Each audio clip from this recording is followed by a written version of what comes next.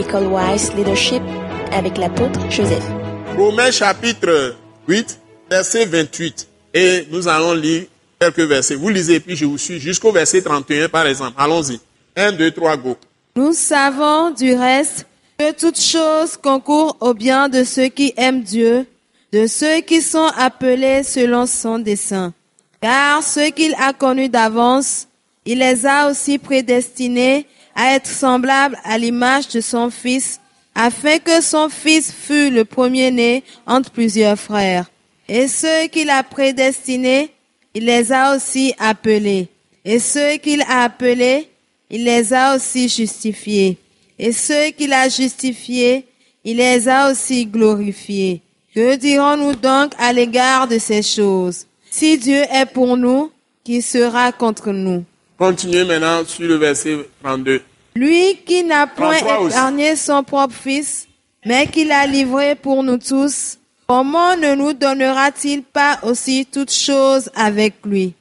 Qui accusera les élus de Dieu? C'est Dieu qui justifie. Qui les condamnera? Christ est mort. Bien plus, il est ressuscité. Il est à la droite de Dieu et il intercède pour nous. Verset 33. C'est ça. Là, il y a 34. Ensuite, 35.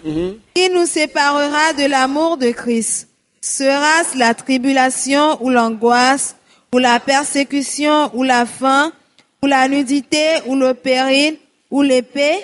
Selon qu'il est écrit, c'est à cause de toi qu'on nous met à mort tout le jour, qu'on nous regarde comme des brebis destinées à la boucherie. Mais dans toutes ces choses, nous sommes plus que vainqueurs par celui qui nous a aimés. Car j'ai l'assurance que ni la mort, ni la vie, ni les anges, ni les dominations, ni les choses présentes, ni les choses à venir, ni les puissances, ni la hauteur, ni la profondeur, ni aucune autre créature ne pourra nous séparer de l'amour de Dieu manifesté en Jésus-Christ notre Seigneur. Amen. Vous êtes arrivé au verset 39, c'est ça? Oui. Ok. Vous avez un bon test. Maintenant, vous allez comprendre bien ce que j'enseigne ce soir, la vocation céleste en Jésus-Christ, pour l'appel de Dieu, en Jésus-Christ. C'est toujours en Jésus-Christ. Donc, vous voyez, si je reprends la lecture, j'ai quelques précisions à vous donner.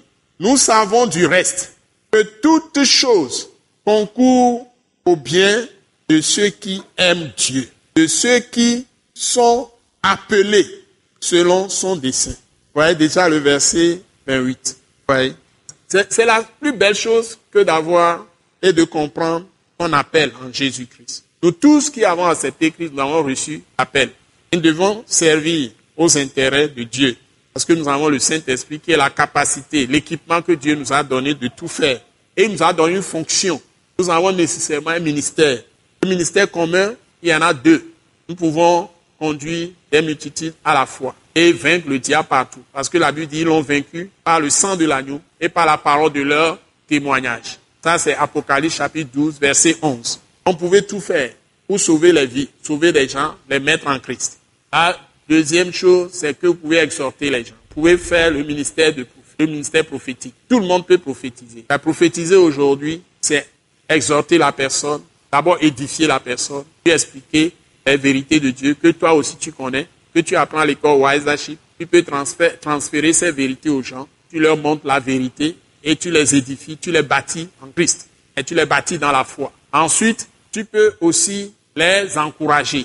Ça, c'est le ministère prophétique, ça, d'aujourd'hui. Ce n'est pas nécessairement la prédiction. Ce n'est pas prévoir les choses, prédire les choses. C'est surtout ce que je vous dis là, c'est ce que la Bible dit. Vous pouvez exhorter les gens, encourager les gens, consoler les gens, réconforter les gens, édifier les gens. Donc, quand vous faites tout ça, vous détournez les gens des mauvaises voies et vous les attachez au Seigneur. Vous leur transférez la foi. Donc, quant à ce qui concerne les prévisions, les prédictions, c'est des choses qui peuvent venir aussi. La grande partie de la prophétie aujourd'hui, c'est l'exhortation, l'édification, consolation, encouragement, réconfort, etc. Vous pouvez apporter ça et vous donner la force aux gens de continuer avec Christ. Les deux là, tout le monde peut le faire. Et puis il y a d'autres ministères. Tu peux faire plusieurs ministères à la fois, selon l'ouverture que tu as à Christ. Selon le cœur que tu livres, tu donnes à Christ.